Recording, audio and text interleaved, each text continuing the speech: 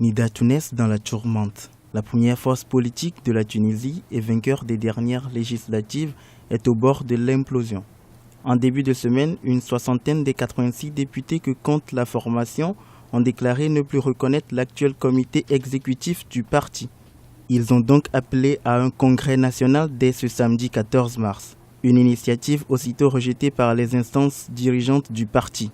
Il y a une partie des contestataires qui ont décidé de se réunir, mais les instances dirigeantes ont déclaré cette réunion comme nulle. Donc, et ils ont même menacé les gens qui vont y participer de les renvoyer du parti. Les choses ne sont pas encore assez claires parce qu'il y a des hauts et des bas, et certains ont même contacté le président de la République, puisqu'il est le fondateur du parti et son ancien président, et ils ont essayé donc de l'impliquer comme médiateur, comme il l'a déjà fait plusieurs fois. L'élection de Béji Essebsi à la magistrature suprême a laissé un énorme vide à la tête du parti.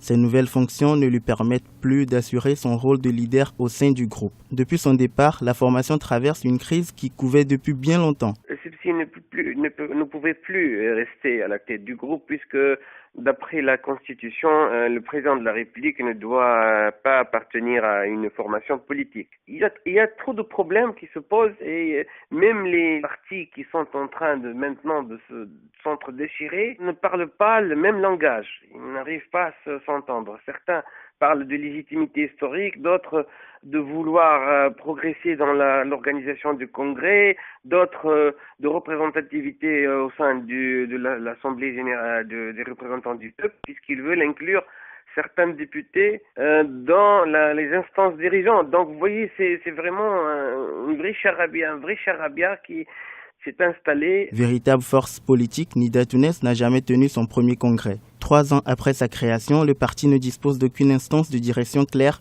reconnue par tous. Un bureau politique devrait être élu le 8 mars dernier, mais le vote a été reporté en raison de dissensions internes.